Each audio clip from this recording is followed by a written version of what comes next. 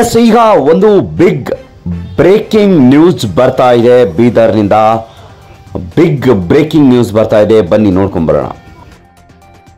S, ಹೌದು ವೀಕ್ಷಕರೇ, ಇದು ಬೀದರ್ನಲ್ಲಿ ನಡೆದಿರುವಂತಹ ಘಟನೆ. ಸುಮಾರು 90 ಲಕ್ಷಕ್ಕೂ ಅಧಿಕ ಮೊತ್ತದ ಹಣವನ್ನ ಎಟಿಎಂ ಅಂದ್ರೆ SBI ಎಟಿಎಂ ನಲ್ಲಿ ಸಾಗಿಸ್ತಾ ಇರ್ತಕ್ಕಂತ ಹಣವನ್ನ ಆಗಂತುಕರು ಬಂದು ದೋಚಿದ್ದಾರೆ. ಇಬ್ಬರು ಸ್ಥಳದಲ್ಲಿಯೇ ಮೃತಪಟ್ಟಿದ್ದಾರೆ ಅಂತಾನೆ ಹೇಳ್ಬೋದು. ಈಗಾಗಲೇ ಸುದ್ದಿ ವೈರಲ್ ಆಗುತ್ತಿದ್ದಂತೆ ಬೀದರ್ನ SP ಈಗ ಕ್ರಮ ಕೈಗೊಂಡಿದ್ದಾರೆ. ಎಲ್ಲೆಡೆ ನಾಕಾಬಂದಿ ಹಾಕಿದ್ದಾರೆ. ಆಗಂತುಕರು ಮುಖವಾಡವನ್ನ ಧರಿಸಿ ಬಂದಿದ್ರು. ಹಿಂದೆ ಕೂತಿರುವಂತ ಆಗಂತುಕ ಹೆಲ್ಮೆಟ್ ಕೂಡ ಧರಿಸಿರ್ಲಿಲ್ಲ.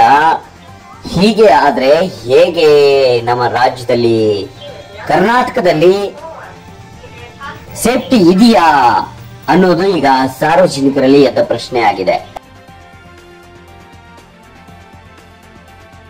ನೋಡ್ತಾ ಇದ್ದೀರಿ, ಒಂದ್ ಕಡೆ ಆಗಂತುಕರು ಬೈಕ್ ನಲ್ಲಿ ಸವಾರಿ ಮಾಡ್ತಾ ಇದ್ದಾರೆ. ಸುತ್ತಲೂ ಕೂಡ ಜನ ನೋಡ್ತಾ ಇದ್ದಾರೆ. ಇದೆಲ್ಲವೂ ಕೂಡ ಮೊಬೈಲ್ಗಳಲ್ಲಿ ಕ್ಯಾಮ್ರಾ ಸೆರೆಯಾಗಿದೆ. ಮತ್ತು ಈ ಒಂದು ವಾಹನ ಹಿಂದೆ ಮುಂದೆ ಕೂಡ CCTV ಇರುತ್ತೆ, ಅಲ್ಲಿ ಕೂಡ CCTVಗಳಿರುತ್ತೆ. ಆಗಂತುಕರು ಒಂದು ಬೀದರ್ ನಗರದಲ್ಲೇ ಇಂತಹ ದುಷ್ಕೃತ್ಯಗಳು ನಡೀತಾ ಇದೆ ಅಂತಂದ್ರೆ ಇನ್ನು ಹಳ್ಳಿಗಾಡುಗಳಲ್ಲಿ ಯಾವ ರೀತಿ ಜನರ ಸಮಸ್ಯೆಯನ್ನ ಎದುರಿಸ್ತಾ ಇದ್ದಾರೆ. ಇದಕ್ಕೆ ಕಾನೂನು ಸುವ್ಯವಸ್ಥೆ ಏನ್ ಮಾಡ್ತಾ ಇದೆ? ಕೇವಲ ಕಾಟಾಚಾರಕ್ಕಾಗಿ CCTV ಫುಟೇಜ್ಗಳಿರುತ್ತಾ?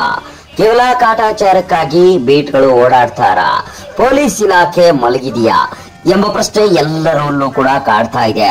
ಇದಕ್ಕೆ ಕಾನೂನು ಸುವ್ಯವಸ್ಥೆ ಸಚಿವರು ಹಾಗೂ ಪೊಲೀಸ್ ಇಲಾಖೆಯ ಮುಖ್ಯಸ್ಥರು ಉತ್ತರ ನೀಡಬೇಕಾಗಿದೆ.